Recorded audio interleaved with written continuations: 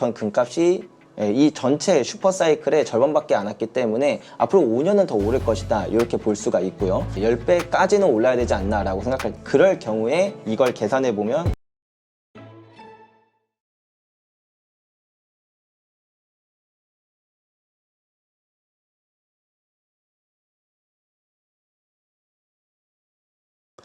자, 오늘 모신 분은 금과 은 투자자시죠? 조규현 대표 모셨습니다. 어서 오세요. 네, 안녕하십니까. 자, 우리 정확하게 22년도 4월에 출연했으니까 네. 3년 한 10개월 만에 9개월 만에 오신 거네요. 네, 맞습니다.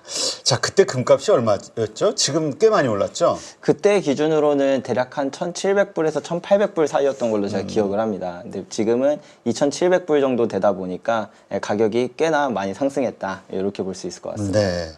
자, 근데 그때 당시 제 기억이 나는 게 2,000불 정도가 아마 한계로 느껴져서 거기 부딪히고 떨어지고 못 오를 것 같았는데 이렇게 네. 2,700불 이상 튀어오른 이유는 뭡니까? 제가 생각했을 땐 크게 두 가지 요인으로 보여집니다. 첫 번째는 아무래도 이제 2020년 코로나 팬데믹 이후에 발생한 이 인플레이션이 이제 2020년대까지만 하더라도 그 강력한 금리 인상으로 야 이거 인플레이션 이제 다 잡힐 것 같다 약간 그런 이제 의심이 많다 보니까 금값이 2,000불 오를만 하면 다시 떨어지고 오를만 하면 다시 떨어지고 했는데 결국에는 연준이 금리 인상을 최고치를 찍고 더 이상 올리지 못하고 이제 내리는 추세로 가는데도 인플레이션이 전혀 잡히는 모습이 안 나오고 오히려 다시 이제 인플레이션이 상승하려는 모습이 보이시다 보니까 이거 인플레이션 시대 우리는 그동안 디스인플레이션 인플레이션이 떨어지는 시대에 살았는데 다시 인플레이션이 상승하는 시대로 변곡점이 온 게 아닌가라고 이제 시장 참여자들은 받아들인 것 같고요. 다른 한쪽으로는 이제 금 하면 가장 대표적으로 떠오르는 게 이제 전쟁과 관련된 그런 이슈들이 많이 생각을 해볼 수 있습니다. 2022년부터 이제 러시아 우크라이나 전쟁부터 이스라엘 하마스 전쟁 그리고 뭐 이제 중국의 이제 대만 침공 그런 우려들까지 엮이면서 이런 지정학적 분쟁이 점점 전이되고 심화되는 것들이 금값을 2,000불을 뚫고 지금 2,700불까지 밀어 올리는데 가장 큰 영향을 주지 않았나 이렇게 생각해 보고 있습니다. 네. 근데 저도 이렇게 많은 경제학자들하고 이렇게 방송을 하면서 알게 된 것이 중국이 금을 그렇게 사 모으고 있다 중앙은행에서. 근데 네. 뭐 거기만이 아니라 인도도 그렇고 여러 나라에서 달러 대신 이 금을 좀 매입을 하고 있다 중앙은행발. 네. 이것이 또 새로운 어떤 가격 상승 요인이다 이런 얘기를 좀 들었던 기억이 나긴 하네요. 네, 맞습니다. 중앙은행들이 요즘에 금을 정말 많이 사긴 합니다. 사실은 2010년 이전까지만 하더라도 중앙은행들이 금을 파는 추세였어요. 금이라는 자산이 사실 뭐 보유하고 있어 봤자 뭐 이자나 배당을 주는 것도 아니고 보관하는데 보관료만 들 뿐이니까 약간 처치곤란이다 이런 생각이 1980년부터 좀 많이 이어져 왔었거든요. 근데 이제 2008년을 기점으로 어떤 일이 생기냐면 미국이 2008년 글로벌 금융위기 이후 엄청나게 많은 달러를 풀어대다 보니까 과연 이 미국의 국채, 채권을 갖고 있는 게 우리한테 유익한가? 요거를 볼 때 막상 그렇지 않다라는 거예요.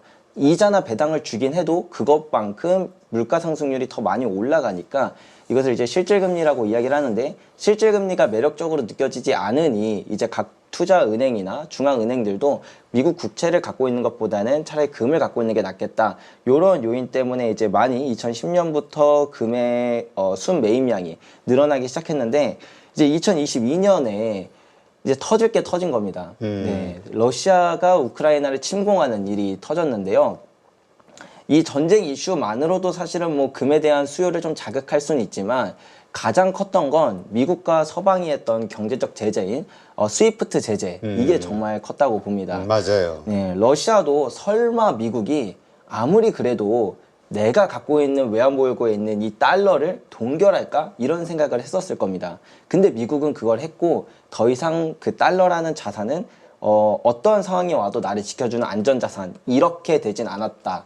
그렇다 보니까 각국의 중앙은행들도 나도 달러 갖고 있는데 이거 만약에 미국이랑 사이 틀어지면은 이거 무용지물이 되는 거 아니야? 이런 생각이 들면서 빨리 다 달러를 버리고 금으로 갈아타려는 움직임이 나타나면서 2022년부터 이제 통계 작성 이래 1950년 이후 통계 작성 이래 사상 최고치의 금 매입량이 계속 매년 이렇게 일어나고 있다. 이렇게 볼 수 있습니다. 맞아요. 특히나 그 아무래도 미국하고 사이가 안 좋은 뭐 중국이나 아니면 뭐 이런 어떤 그 중동 국가들 네, 맞습니다. 이런 쪽 입장에서는 언제든 자기네 계좌가 동결될 수 있다. 이게 이제 고민이긴 하겠네. 네, 맞습니다. 네. 근데 어떻습니까? 이 주식하고 사실 이 주식 같은 경우는 위험 자산이고 금은 이제 안전 자산이잖아요. 어때요? 이 상관관계가 같이 커플링입니까? 디커플링입니까? 금이랑 주식이 이제 흔히 안전자산, 위험자산 이렇게 불리다 보니까 아주 특별한 상황이 벌어졌을 땐 금값은 오르고 뭐 주식은 떨어지고 이런 일들이 발생은 해요. 근데 제가 한 50년 정도의 데이터 그리고 좀 더 길게 봤을 때 100년 정도의 데이터를 이제 상관관계를 이제 통계 분석을 해보면 거의 상관성이 없다라고 나옵니다. 저도 이게 왜 그럴까 곰곰이 생각을 해봤는데 금이라는 게 그 안전자산이라고 불리는 게 우리가 경제위기가 오면은 안전자산이 오른다라고 바라보면 금은 안전자산이 사실은 아니거든요.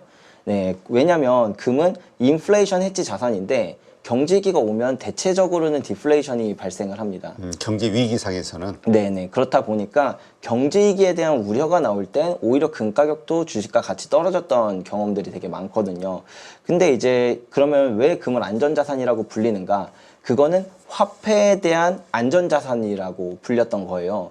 1980년 이전까지만 하더라도 금 자체가 돈이었고 그 당시에는 이제 디플레이션 위기라는 게 흔치는 않았어요. 대체적으로 위기가 왔다 하면 인플레이션 위기였거든요. 그래서 뻑하면 위기 하면은 이제 뭐 베네수엘라 우리가 요즘에 보는 것처럼 그런 인플레이션형 위기를 많이 겪다 보니까 위기하면 오르는 거, 위기하면 인플레이션 하면 금 이러니까 위기 이퀄 금이라는 게 거의 수천 년 동안 이어지다 보니까 그래서 금을 안전자산이라고 이제 많이 이제 착각을 하게 되는 경제에 왔고요. 그래서 결론적으로 볼 때 금과 주식은 상관성이 별로 없다. 다만 한 가지 분명한 사실은 주식과 금의 100년 사이클을 두고 보면 주식이 오를 땐 주식의 슈퍼 사이클이 올 땐 금이 지지부진하고 그 주식의 슈퍼 사이클이 끝나는 시점부터 이제 금의 슈퍼 사이클이 시작되고 이게 번갈아 가면서 왔다라는 그런 통계들이 있다 보니까 지금 아직까지는 주식 시장이 되게 화랑인 것 같아요. 그래도 근데 저는 이 시장이 또 이제 한번 침체기가 올 때가 됐고 그리고 이렇게 된다라고 한다면 금의 슈퍼 사이클이 지금도 많이 올랐지만 진정한 상승은 이제 그때부터이지 않을까. 네, 요렇게 생각합니다. 미국 증시가 다시 하락하는 그 네, 순간부터. 네. 근데 사실 예전에는 금이라는 것을 안전자산이라는 명목 하에 살 수 있는 어떤 유일한 자산이었지만 네. 지금은 비트코인이 나왔잖아요. 그래서 네. 이게 세계의 어떤 그 수요가 네. 비트코인으로 쏠려버리는 네. 이런 현상 때문에 금이 많이 오르는 데는 좀 제한이 있다. 이렇게 생각하시는 분도 있던데요. 맞습니다. 저도 그런 질문을 정말 많이 받곤 하는데요. 이게 여러 가지 이유로 생각을 해보면 저는 결론이 아니다라고 생각을 합니다. 왜 그런고 하면 우리가 비트코인 하면 디지털 금이다 이렇게 이야기가 많이 되다 보니까 그러면은 금이 오를 때 비트코인도 같이 따라 오를 거고 그리고 오히려 요즘에는 비트코인 상승세가 더 높다 보니까 이거 비트코인 때문에 이제 금은 잘 못 오르는 거 아니야 라는 그런 어떤 인식 같은 게 되게 생긴 것 같은데요. 좀 더 본질적으로 가면 금이 어떤 역할을 하느냐, 이 안전자산으로서 왜 안전자산으로 불렸느냐 하면 다양한 이유가 있지만 그 중에 가장 핵심 중에 하나가 바로 익명성입니다. 예, 뭐 러시아나 아니면은 이제 각 중동 국가나 브릭스 국가들이 금을 이렇게 많이 사모으는 이유는 내가 이 금을 가지고 있으면 그 누가 나를 제재한다고 하더라도 이 금으로 뭐 다시 뭐 우리 다른 동맹국들과 뭐 거래를 한다던가 동맹국이 아니더라도 금은 언제든지 현금화하기가 되게 편합니다. 그리고 그 현금화하는 과정 가운데서 익명성이라는 게 보장되기 때문에 이 금이라는 자산 자체가 어떠한 통제에서도 자유로울 수 있는 그런 탈중앙화된 자산이다 이렇게 바라보거든요. 근데 비트코인은 사실은 그렇진 않아요.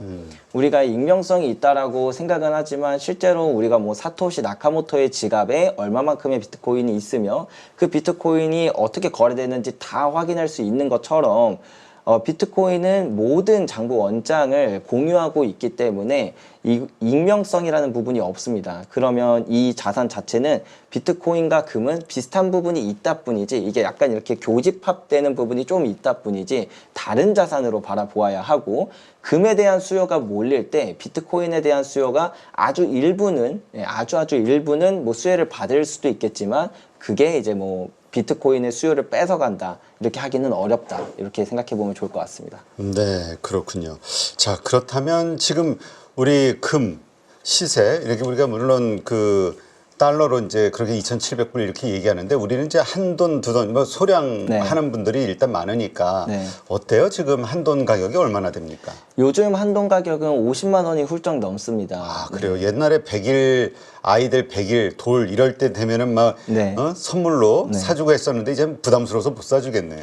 2000년대 초반까지만 하더라도, 저도 실제로 그 시대에 금을 사보진 않았지만 이제 뭐 제가 금거래소를 운영하다 보니까 이제 오신 손님분들이 하시는 말씀이 2000년대 초반까지만 하더라도 돌반지 하나 줄 때 5만 원이었다고 하더라고요.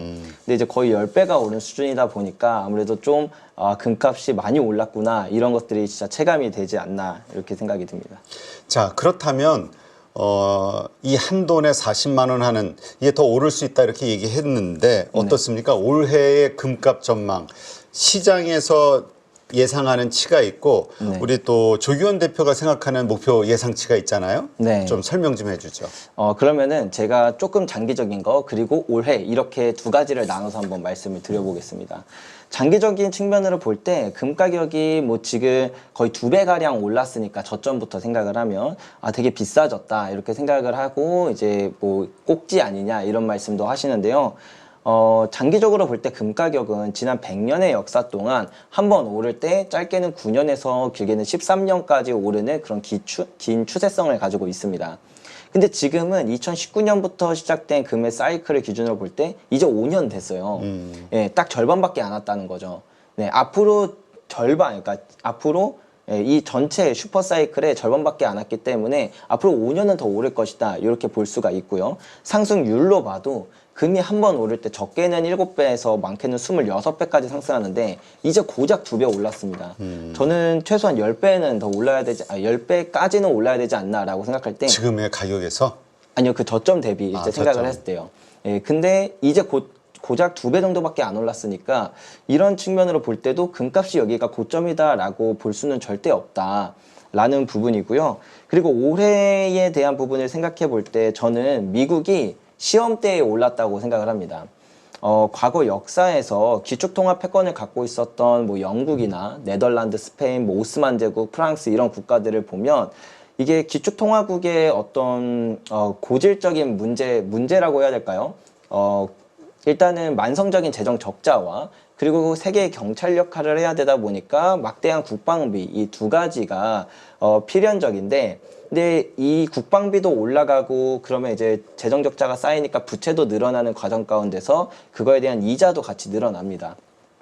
근데 이제 이 기축통화 패권 국가가 나중에 결국에는 그렇게 쌓인 부채를 해결해야 되는 지점이 반드시 찾아오거든요. 그때가 언제인고 하면 너무나도 막대한 그 부채에 대한 이자가 국방비를 넘어서는 순간이 이제 그 변곡점이었다라는 사실입니다. 근데 미국이 정확히 작년에 그 부채에 대한 이자만으로 그 어마어마한 국방비보다 더 많이 지출을 하고 있어요.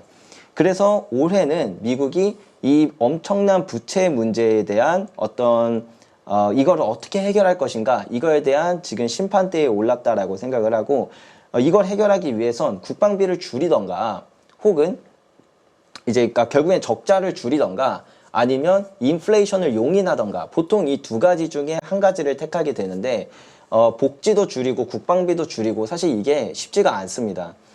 대통령의 입장에서 내가 당선이 되려면 뭐 국민들에게 난 이런 것도 해줄 것이고 저런 것도 해줄 것이고 이런 얘기를 최대한 많이 해야 그거에 대한 표를 얻는데, 우리 이제부터 뭐 부채도 줄이고 우리 허리띠 졸라 맵시다, 복지도 줄이고 다 줄일 거예요 라고 하면 당선되기가 쉽지가 않아요. 그러면 결국에 이제 트럼프가 당선이 되고 이 이후에 어떤 대통령이 당선이 되든 앞으로 복지를 줄이거나, 그러니까 재정을 줄이는 건 제가 볼 땐 정말 어려울 것이다. 그러면 결국엔 인플레이션을 용인하는 길로 가야 되고 실제로 대부분의 패권 국가들도 그렇게 인플레이션을 용인하면서 높은 인플레이션을 유지하는 어느 정도 높은 인플레이션을 유지하는 그런 방향으로 나아갔고 미국도 결국에 1940년대 똑같은 행동을 했었거든요. 그때 금값이 정말 많이 오릅니다. 예, 그래서 저는 올해를 그 미국이 심판대에 올랐다. 그 결정이 인플레이션을 용인하는 방향으로 갈 것이라고 개인적으로 생각을 하고 그렇기 때문에 올해부터는 정말 금에 있어서 엄청난 그런 포텐셜이 남아있지 않을까 이런 개인적인 소견을 갖고 있습니다. 네. 아까 저점 대비 금이 10배까지 오를 수 있다 했는데 네. 그럼 2,700달러의 현재 시점에서 그 장기적으로 몇 배까지 더 오를 수 있다고 보는 거예요? 저는 정확히 표현을 하면은 23,000불까지는 올라야 된다고 생각합니다. 23,000불까지는? 네네, 맞습니다. 그럼 거의 한 9배 이상, 네네. 9배 정도 더 올라야 된다 이렇게 보는 거네요. 네네. 그 근거는 아까 얘기하신 거고. 네, 여기에 조금만 더 첨언을 하자면 금 가격이 어디까지 올라야 되는가를 구할 수 있는 공식도 있어요. 2,400년 전부터 금이라는 자산이 이제 돈으로서 쓰였다 보니까 얘도 이제 화폐가 나오면서 금에 대한 가격이라는 게 만들어졌었거든요. 그래서 기원전 3,200년 전부터 금에 대한 데이터가 있습니다. 그래서 이런 거를 기준으로 볼 때 금 가격이 결국에는 어디까지 올랐는가를 분석해 보면 본원 통화량만큼 금 가격이 상승을 했다라는 기록들이 있고 이 공식이 2,400년 동안 단 한 번도 깨진 적이 없거든요. 물론 이번 사이클 때 반드시 본원 통화량만큼 가격이 오르느냐 아니냐는 뭐 논쟁의 여지가 될 수 있겠지만 결국에는 전 금값이 그 본원 통화의 양만큼 올라야 되는데 그게 저는 이번 사이클이라고 생각을 하고 그럴 경우에 이걸 계산해 보면 역산을 해보면 금 가격은 23,000불이라는 네, 계산이 나오더라고요. 그러면 그게 어느 정도 시간에 걸쳐서 그 목표가 달성이 될 거라고 봐요? 저는 한 5년 걸린다고 생각합니다. 5년? 네. 와, 그럼 비트코인보다도 상승률이 5년 상승률이 더 크게 느껴지는데? 그럴 9배 더 수도 오를 수 있다면? 있죠. 예, 근데 지난 이제 100년의 사이클을 볼 때 금이 적게 오를 때는 7배, 많게 오를 때는 26배까지 상승을 하거든요. 10년이라는 기간 동안. 그래서 야 그렇게 짧은 시간 안에 금 가격이 그렇게 많이 오른다고? 이게 터무니없는 얘기 같지만 지난 100년의 역사를 살펴보면 항상 그렇게 올라왔어요. 근데 우리가 그 기간이 100년의 기간 동안 10년 오르고 한 20년 횡보하고 10년 오르고 20년 횡보하고 하다 보니까 좀 많이 잊게 되어서 좀 그렇게 생각이 되지 않나 싶습니다. 네. 하긴 우리 22년 4월 달에 출연하셨으니까 그때 투자한 금들, 그때가 아까 1,700불? 네, 맞습니다. 그럼 한 1,000불씩 더 올랐다는 얘기인데 네. 수익률이 지금 그럼 꽤 되겠네요. 그렇죠. 제가 처음 투자한 건 2019년이다 보니까 그때를 기점으로 생각하면 거의 한 2배 정도는 오른 것 같습니다. 네. 그리고 요새 코인 하시는 분들 입장에서는 뭐 2배, 뭐 별거 아니야 라고 할 수 있는데 네. 예, 이게 계속해서 꾸준히 수익이 난다고 하면 근데 지금 얘기하시는 거는 지금 그러면 거의 한 6년에 걸쳐서 5, 6년에 걸쳐서 2배로 올랐지만 네. 앞으로 5년 후까지 이게 9배가 오를 수 있다라고 믿고 있다는 얘기잖아요. 네네, 맞습니다. 알겠습니다. 한 5년 후에 우리 또 모셔야겠네. 네. 네, 알겠습니다. 자, 그렇다면 우리 조기원 대표처럼 그런 금의 상승하는 그 미래를 믿는 분들이 이제 투자를 하려면 어떻게 투자를 해야 될까? 현물을 사야 될까? 아니면 뭘 사야 될까? 되게 복잡할 것 같은데 투자 방법 좀 알려줘 봐요. 금은 투자할 수 있는 방법이 정말 다양하긴 합니다. 그래서 우리가 크게 나누자면 실물을 사는 것, 뭐 골드바 같은 그런 형태의 실물을 사는 것과 아니면 이제 비실물, 뭐 금융자산의 형태인 뭐 금통장, ETF 이런 식으로 투자하는 두 가지 방법이 있다라고 생각해 볼 수 있는데요. 대표적인 방법인 실물부터 설명을 드리면 실물은 우리가 흔히 뭐 금거래소 아니면 금은방 이런 곳에서 이렇게 골드바와 이제 뭐 아니면 이렇게 덩어리금의 형태인 이런 형태로 금을 사는 방법입니다. 이게 실물이죠? 실물금. 네네, 맞습니다. 실물금입니다. 그 조그만 바가 얼마예요? 요거 같은 경우에 지금 5돈 18.75g이고요. 가격은 한 250만 원 정도 선에서 네, 거래가 되고 있고요. 그 골드바는 조그만 소형 골드바? 네, 요거 같은 경우에는 10돈, 얘의 무게 2배 정도 되고 얘는 한 500만 원 정도 선에서 요즘에 거래가 되고 있다. 네. 이렇게 말씀드릴 수 있는데 이런 실물의 형태는 이제 단점부터 이야기를 해드리면 첫 번째로 살 때 부가세 10%가 붙습니다. 아, 그래요? 네, 근데 이건 나중에 팔 때 뭐 돌려받거나 하지 못하기 때문에 사자마자 한 10% 정도는 손실을 보고 시작한다. 사업자라 하더라도 그 부가세를 돌려받지는 못해요? 네, 맞습니다. 아. 네, 그렇기 때문에 조금 그런 부분에 대한 단점이 하나 있고요. 두 번째는 이걸 내가 직접 보관을 해야 되다 보니까 뭐 누가 훔쳐가진 않을까 뭐 이런 부분들, 네, 그런 부분에 대한 이제 또 우려, 그러니까 보관 문제. 그리고 세 번째는 이런 제품을 살 때 이제 예를 들면은 뭐라고 표현해야 될까? 이 금이 진짜 순도가 정확한지 중량이 정확한지 일반인 입장에서 그걸 정확히 다 판단하기가 되게 어려워요. 네, 그렇다 보니까 그런 부분에 대한 신뢰에 대한 부분, 이런 세 가지 불편함이 있다 보니까 일반적으로 사람들이 실물을 잘 선택을 안 하기는 합니다. 근데 저는 그럼에도 불구하고 실물을 정말 추천드리는 이유 중에 하나는 우리가 금에 대해서 공부를 하면 결국에는 실물로 가게 되어 있다고 저는 생각을 해요. 왜냐하면 금이라는 자산은 탈중앙화되어 있기 때문에 가치가 있고, 그렇기 때문에 각국의 중앙은행들도 굳이 불편하게 실물로 보관을 하고 있는 이유가 그래서 그렇거든요. 근데 탈중앙화된 자산을 내가 누군가의 통제하에 있는, 그게 국가가 됐든 어떤 기업의 증권사나 뭐 이런 데가 됐든 거기에 그 통제 안에 있는 형태로 금을 투자한다는 건 탈중앙화되어 있기 때문에 투자를 하는 건데, 누군가의 통제를 받는다는 건 되게 모순이라고 생각을 하거든요. 그래서 실제로 금 가격이 올랐던 역사에서 국가가 금을 통제했던 역사들이 많기는 합니다. 이제 그런 부분이 있기 때문에 저는 좀 더 금의 본질에 가깝게 투자를 하려면 이런 실물 형태가 좋다라고 개인적으로 생각을 하고요. 10% 손실을 보더라도? 네, 맞습니다. 그리고 아까 말씀드렸다시피 금값이 한 번 오를 때 진짜 많이 오르는 특성이 있어요. 지금처럼 가격이 저렴한 시점에 한 5년 뒤에 우리가 금을 바라보면 지금 가격은 정말 저렴하다고 생각할 겁니다. 그러니까 아까도 얘기하셨지만 5년 후에는 지금 2,700불 하는 게 3,000불? 23,000불까지 네. 거의 한 9배 더 네. 오를 수 있다 이렇게 믿고 있으니까 네. 그걸 믿는 사람들 입장에서는 지금 너무 싼 거지. 9배 네. 오를 그 금이니까. 그렇죠. 그리고 뭐 꼭 23,000불이 안 되더라도 어쨌든 5년 뒤에 금값이 지금보다는 비싸지 않겠습니까? 그런 기준으로 보면 지금처럼 가격이 저렴할 때 내는 부가세 10%는 생각보다 별거 아니다 라고 저는 생각을 하고요. 그리고 뭐 나중에 또 이야기를 드릴지도 모르겠지만 부가세를 또 절세할 수 있는 방법도 있어요. 아, 네, 네, 그래서 어떻게? 예를 들면 우리가 막 그 당근마켓 이런 데서 개인간 거래를 하지 않습니까? 네, 네. 그때 이제 판매자분에게 현금 영수증을 끊어달라고 이렇게 얘기 안 하잖아요. 아, 개인 간 거래를 통해서 매수하는 방법? 네, 그렇게 되면 이제 세무적으로도 이제 합법적으로 금을 부가세 없이 살 수 있습니다. 근데 다만 이제 개인 간 거래 상에서 여러 가지 뭐 신뢰 문제. 네, 그런 게 있기 때문에 그런 걸 중개해주는 플랫폼도 있거든요. 아, 그래요? 네, 개인 간에? 네, 개인 간 거래를 이제 판매자한테 금 받아서 검수하고 문제 없으면 구매자한테 넘겨주고, 구매자한테 받은 돈을 이제 판매자한테 주기 때문에 판매자랑 구매자가 만날 일도 없고 잘못된 제품이 살 일도 없는 거죠.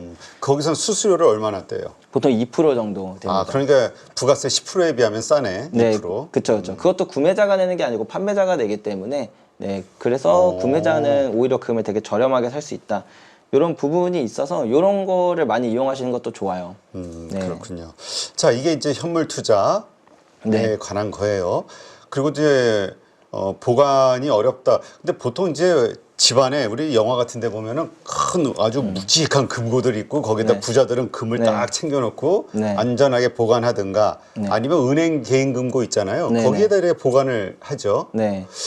보통 그런데 네. 난 우리 방송 전에 얘기 듣고 깜짝 놀랐는데 우리 조기원 대표도 금을 모아서 네. 현물로 사고 있고 네. 사들이는 골드바가 지금 몇 개라고 그랬죠? 지금 총 골드바 전체를 합치면 한 114돈이니까 한 12개 정도 되는 것 같습니다. 12개. 12개의 골드바를 모아서 그걸 땅에다 묻어뒀다. 네, 밭에다 맞습니다. 묻어뒀.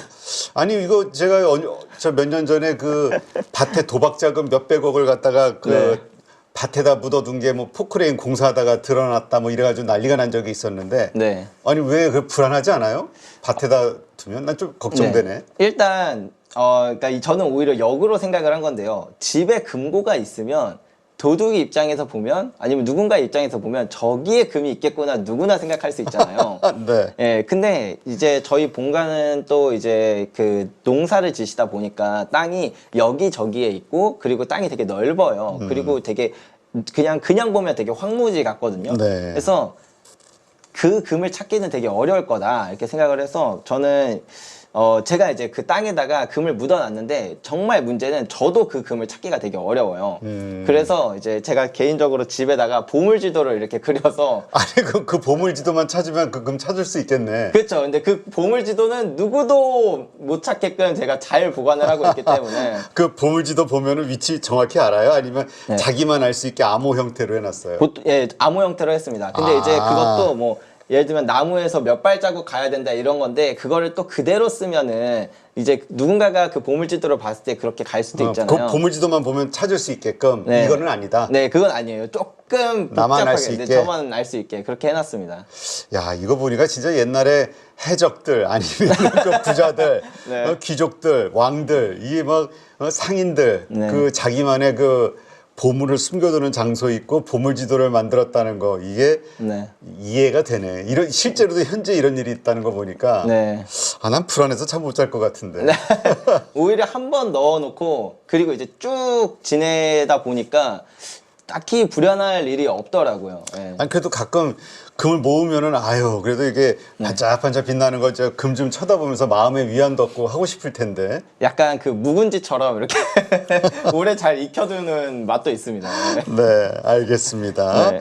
자, 그렇다면 이번에는 현물 말고 실물 말고 ETF를 통해서 투자하는 방법이 있죠. 네, 이것도 좀 맞습니다. 설명해 주세요. 아무래도 이제 금을 좀 더 간편하게, 좀 더 쉽게 접근을 하기 위해서는 이런 금융자산의 형태로 투자를 해볼 수 있어요. 그래서 방금 대표님이 말씀하신 ETF의 형태가 있는데요. ETF는 일종의 펀드이고, 그리고 정확히 말하면 금을 투자한다기보다는 금 가격을 그대로 쫓아가도록 설계된 펀드에 투자를 하는 겁니다. 그래서 뭐 나중에 좀 장기적으로 보면 결국에 금 가격 오른 것과 비슷한 수익을 낼 수가 있어요. 그래서 가장 큰 장점은 아무래도 편리하다. 우리가 이제는 주식 어플 보통은 다 하나 정도씩은 갖고 계시고, 그리고 주식 어플에서 그냥 뭐 입금하고 그다음에 주식 투자하는 것과 똑같이 뭐 금 ETF, 금 ETN 이런 거 검색하면 소액으로도 바로바로 살 수가 있기 때문에 되게 간편하다라는 장점이 있고요. 그리고 두 번째는 수수료가 저렴한 편이긴 합니다. 수수료가 한 0.6%에서 0.7% 정도 되다 보니까 뭐 사고 팔 때 내는 비용이 확 줄어든다 이렇게 느껴질 수 있고요. 그런 이제 장점이 있는데 이제 ETF의 단점은 이게 나중에 팔 때 그 배당 소득세 15.4%를 내야 된다는 게 있습니다. 즉 수익의 15.4%를 내야 한다는 부분인데 이게 뭐 수익이 그렇게 크지 않을 때야 별 문제 안 된다고 생각할 수 있지만 금은 한 번 오를 때 정말 많이 오른다는 게 문제예요. 막 나중에 진짜로 봤더니 막 한 5배, 6배 올라와 있다. 그러면 그 어마어마한 수익의 15.4%는 업계 세금이 크고 그리고 우리나라는 이제 그 수익이 2천만 원을 넘어가면 금융종합소득과세라고 해서 이제 그게 누진세로 포함이 되게 됩니다. 그래서 이제 그런 부분 때문에 저는 만약에 금융자산의 형태로 투자를 한다라고 하면 ETF나 금통장보다는 국가에서 운영하는 KRX 금시장이라는 게 있거든요. 이게 말이 어려워서 그렇지 뭐 인터넷에 조금만 검색해 보면 누구나 다 하실 수 있도록 이렇게 되어 있는데 여러분들이 그 가입하신 그 주식 어플에서 이제 메뉴 검색할 수 있는 탭에 뭐 금 현물 뭐 금 거래 뭐 이런 식으로 검색을 하시면 바로 이제 주식과 똑같이 거래할 수 있는 창으로 넘어갈 거예요. 네, 거기서 이제 금을 쉽게 거래할 수 있는데 수수료는 ETF보다도 더 낮은 0.2% 정도 수준이고 그리고 살 때 팔 때 세금이 없어서 편하게 그리고 좀 더 효율적으로 투자하기 좋다 이렇게 말씀드릴 수 있을 것 같습니다. 그러면 거기서 금을 사면 이제 내가 얼마만큼의 금이 내 소유다라는 어떤 그 지분 이것만 네네. 있고 현물 주는 건 아니고 보관은 그들이 하고. 네, 맞습니다. 한국예탁원에서 보관을 하고 있는 걸로 알고 있습니다. 알겠습니다. 자, 이러한 방식으로 이제 금을 투자할 수 있다. 네. 이렇게 이해를 하면 되고. 근데 지금 은 가격도 앞으로 많이 오를 수 있다. 그래서 은도 투자한다. 지금 네. 이렇게 얘기하고 있는데 네. 직접 은을 가져왔죠? 네. 이 금보다 네. 금은 조그만데 네. 실버바. 네, 맞습니다. 아, 대단하네요. 네. 이 실버바를 이제 투자를 하시는 분들이 의외로 되게 많아요. 근데 이제 우리가 금 투자한다 그러면은 뭐 그럴 수도 있지 하지만 이렇게 실버바를 집에 갖고 있는 사람이 정말 흔치는 않잖아요. 그렇죠. 왜냐면 네. 금처럼 아주 비싼 건 아니니까. 네, 맞습니다. 예를 들면 같은 무게일 때 이 1kg이 금이면 한 1억 4천만 원 정도 하거든요. 근데 은은 한 150만 원 정도 하다 보니까 아, 100분의 1이네. 네, 거의 뭐 80분의 1, 90분의 1 뭐 이 정도 되다 보니까 뭐 예를 들면 1억치만 산다 해도 이제 집에 이제 은이 이만큼 쌓여서 이제 실물 투자가 조금 어려운 부분이 있는데 근데도 불구하고 은 투자를 하는 사람들이 의외로 되게 많아요. 그 이유가 뭔가 하면 역사적으로 금이랑 같이 돈으로서 쓰였던 게 은이거든요. 그렇다 보니까 이 가격 데이터 100년치를 겹쳐서 보면 금 가격 오를 때 은 가격도 똑같이 따라 오릅니다. 다만 오를 때 훨씬 더 많이 올라요.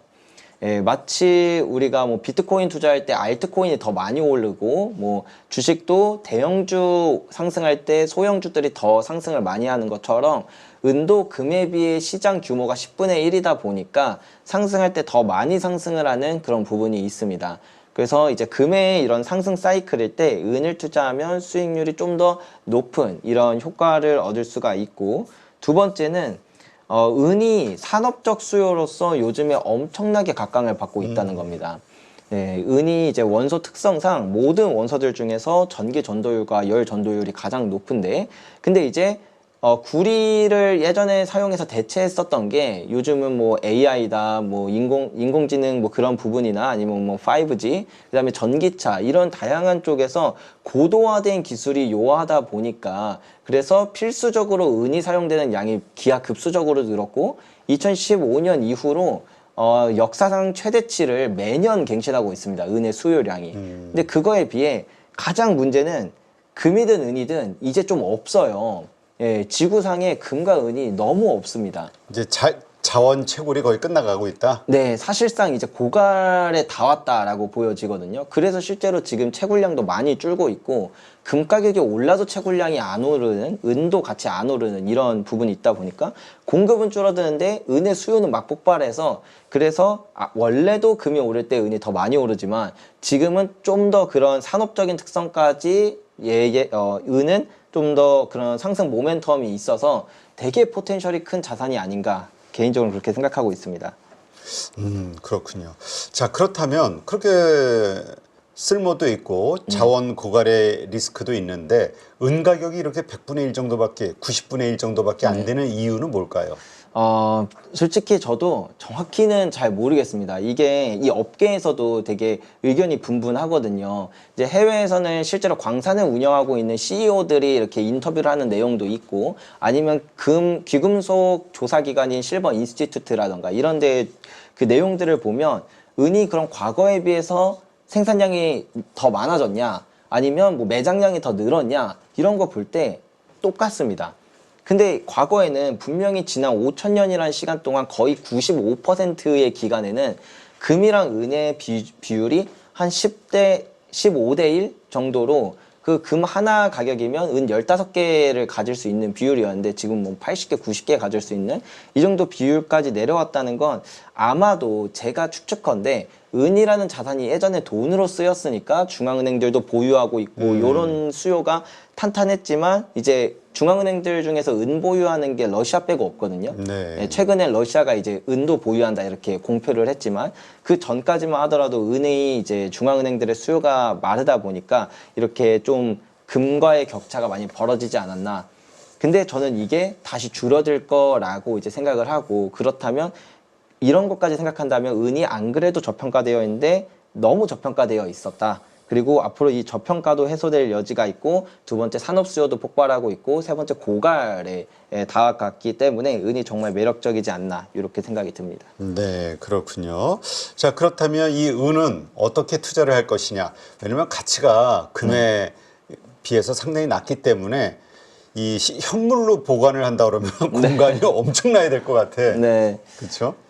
그래서 은 투자가 정말 애매한 게 차라리 이제 좀 너무나도 이제 부피를 많이 차지하다 보니까 실물이 아닌 금융자산의 형태로 투자를 하면 좀 뭔가 효율적인 게 있을까 저도 많이 고민을 해봤는데 일단 KRX 금시장처럼 국가에서 운영하는 은시장이 없어요. 그러면 결국에는 금융자산의 형태로 투자했을 때 세금을 피해가기 어렵다. 예, 그러면 그나마 더 나은 건 제가 볼 땐 ETF. 그 중에서도 우리나라 ETF가 아니라 미국에 상장된 SLV 이런 ETF가 가장 좀 좋지 않을까 이렇게 개인적으로는 좀 생각을 해보고 있고요. 물론 그것보다 더 좋은 건 어떻게 되든 자리를 좀 마련해서 실물을 갖고 있는 게 낫습니다. 금보다 오를 때 은이 훨씬 더 많이 오르는데 거기에 양도소득세 22%를 떼는 것보다 ETF를 통해서 하면 네네. 차라리 실물 정말 지금처럼 가격 저렴할 때 부가세 10% 내고 뭐 그것도 좀 안 낼 수 있는 아까 전에 알려드린 그런 절세 방법을 이용할 수도 있지만 아무튼 내더라도 그 정도만 내고 그냥 은을 쌓아두면 나중에 가격 오를 때 판다 그래서 뭐 양도소득세나 그런 거 전혀 없거든요. 네, 살 때 이제 부가세 10% 냈으니까. 그래서 실물을 가는 걸 좀 더 추천드리는데 그래도 보관이 불편하다 하면은 ETF 형태 좀 추천드릴 수 있을 것 같습니다. 네, 그렇군요. 야, 이제 이 금 가격도 그렇고 은 가격도 워낙 올라서 예전에 아까도 얘기했지만 무슨 백일 돌 아니면 무슨 뭐 어떤 선물 할 때 반지 네. 이런 걸로 줬던 것들이 네. 이제 좀 어려워지겠어요. 그래도 이제 그런 문화는 아무래도 남아있다 보니까 한돈 돌반지를 사는 경우보다는 반돈이나 심지어는 1g 줄여서? 네, 맞습니다. 중량을 줄여서 뭐 금은 또 특성이 진짜 얇아질 수 있거든요. 그래서 얇게 이렇게 해서 1g짜리로 이렇게 하는 경우들이 되게 많이 늘고 있는 것 같습니다. 나는 아무래도 자꾸 그 우리 저 조기원 대표의 그 밭에 있는 골드바 16개가 탐이 나는데 같이 암호에 대해서 토론 좀 합시다. 아닙니다. 자, 그래요. 많은 분들이 이렇게 골드바로 보관하는 분도 있지만 액세서리로 뭐 보석 이게 저 반지나 귀걸이 같은 어떤 세공을 해서 보관하는 분들도 있잖아요. 네네. 그것도 또 굉장히 좀 비싸기도 하고 어때요? 가치로 나중에 따져봤을 때? 단순히 투자의 효율만 두고 볼 때는 그렇게 좋은 방법은 아니긴 해요. 왜냐하면 첫 번째로 이렇게 뭐 예를 들면 팔찌라고 할 때 이 팔찌의 순도가 일반적인 골드바나 이런 덩어리 형태보다 낮습니다. 왜냐하면 이 팔찌 한 부분 한 부분을 다 이어붙일 때 금이 좀 약하다 보니까 거기 사이사이에 댐이라는 걸 해요. 그래가지고 이제 불순물이 섞여서 전체 순도를 볼 때는 이제 이런 순수한 금보다는 순도가 떨어지기 때문에 나중에 팔 때 그 부족한 순도만큼을 이제 정제료라는 명목으로 이제 더 지불해야 되는 부분이 있습니다. 그리고 두 번째는 이렇게 뭐 골드바를 만드는데 가공비는 그렇게 많이 들지는 않는데 예를 들면 이제 팔찌나 목걸이 이런 것들은 가공비가 훨씬 더 많이 들 거 아니에요. 걔들 나중에 판다 그래도 금값만 이제 받을 수 있는 거지 공인비는 못 받다 보니까 손실이 조금 있다. 하지만 이제 경제적인 측면을 같이 두고 본다면 골드바는 사놓으면 가끔 뭐 내가 꺼내보는 그 정도의 즐거움 아니면 저같이 그냥 땅에 묻어버리면 그냥 금을 샀을 때 경제적 가치는 아무것도 없습니다. 근데 팔찌를 사면 10년 내내 차고 다녀도 오히려 가격이 올라 있어요. 예, 보통 이제 자동차를 사거나 핸드폰을 사면 시간이 지날수록 감가가 있는데 금이라는 자산은 뭐 5년, 10년, 심지어 1만 년이 지나도 감가가 없기 때문에 그래서 그런 경제적 가치까지 본다면 내가 평소에 금 액세서리도 좋아한다 하면 오히려 액세서리 형태가 더 메리트 있다고 볼 수도 있겠죠. 그렇다면 그 밭에 묻어둔 금 16 골드바 네. 그거는 그 5년 후에 개봉을 하는 겁니까? 비쌀 때 팔기 위해서? 네네 맞습니다. 아, 5년간은 땅에다 진짜 묻어두고? 네네. 알겠습니다. 네. 아, 보물지도라는 게 이런 식으로 만들어지는 게 그래요. 맞아. 부자들이 자기 재산을 잘 숨겨놓은 곳을 자신만 볼 수 있게 표시해 놓은 거. 그게 네. 사실 보물지도지. 네, 나만의 맞습니다. 보물지도. 네. 야, 이거 부럽네요. 보물지도도 있는. 네, 알겠습니다. 그렇다면 금, 지금 바로 사는 게 낫습니까? 아니면 그것도 어느 사는 어떤 좀 싸게 사고 싶어 하니까 사람들은 심리적으로 네. 어떤 타이밍, 언제가 좋아요? 사실은 이 금을 장기적으로 투자를 해야 되기 때문에 단기적인 타이밍을 잡는 게 그렇게 유의미하진 않을지도 몰라요. 근데 만약에 그럼에도 불구하고 뭔가 타이밍적인 어떤 부분에 대해서 좀 도움이 될 수 있는 것들 하나를 알려드리면 우리가 주식 투자할 때 주식 투자를 좀 해보신 분들은 다 아시는 건데 보조지표 중에 RSI라는 지표가 있습니다. 네. 대표님도 아시다시피 상대 강도 지수라는 것을 통해서 이게 지금 좀 과열돼 있냐, 단기적으로 볼 때 좀 가격이 과열돼 있냐, 아니면 좀 공포에 있냐, 이런 걸 통해서 과열되어 있으면 매수를 좀 보류를 하고, 그 다음에 좀 이렇게 낙폭과대처럼 이제 공포에 잠겨 있을 때는 RSI가 네, 맞습니다. 바닥에 있을 때 네, 일반적으로 수치로 따지면 30 이하에 있을 때는 좀 매수를 권장하는 이런 보조 지표 중에 하나인데요. 실제로 금을 이제 이거에 적용을 시켜봤을 때 상당히 잘 맞는 편이긴 합니다. 왜냐하면 금이라는 자산이 변동성이 이렇게 큰 자산이 아니다 보니까 엔간하면 이제 웬만하면 그 과열을 가기도 되게 어렵고 웬만하면 그 밑에 이제 낙폭과대를 가기도 되게 어렵거든요. 그래서 그런 자산인데도 불구하고 과열됐다? 그러면 조금 이제 조정이 올 수도 있겠구나, 단기적으로. 그리고 이제 낙폭과대면 지금쯤이면은 좀 매수를 적극적으로 해봐도 되겠구나, 요렇게 이제 좀 참고를 해볼 수 있는 부분이다 보니까 RSI라는 지표를 활용해 보면은 그래도 단기적인 타이밍을 이제 어느 정도 참고하는데 도움이 되실 수 있겠다, 이렇게 말씀드릴 수 있을 것 같습니다. 네, 알겠습니다. 대학생 때부터 금 투자를 시작한 우리 조규원 대표. 네. 오늘 좋은 인사이트 고맙습니다. 네, 감사합니다. 여러분 지금 계좌 운영하십니까? 언제까지 물린 종목들 바라만 보실 거예요? 사실 투자라는 게 간단합니다. 올라갈 종목 잘 찾아서 매수할 자리, 매도할 자리만 여러분들이 명확하게 알고 있으면 주식 정말 쉬워집니다. 지금 보유 종목을 잘라야 할지 끌고 가야 될지 고민인 분들 많으시죠? 저도 7번 깡통을 차본 사람으로서 여러분들의 고민이 어떤 건지 다 알고 있습니다.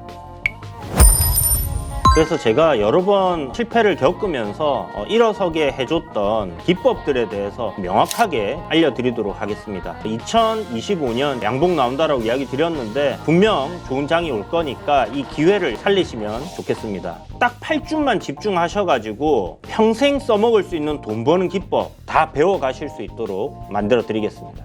제가 쓰는 실전 기법을 총 8번의 VOD 강의와 16번의 라이브 강의로 모두 담았습니다. 직접 올라갈 종목 찾으실 수 있도록 그 방법을 제가 알려드리겠습니다. 여러분 2025년 저와 함께 돈 벌어보시죠.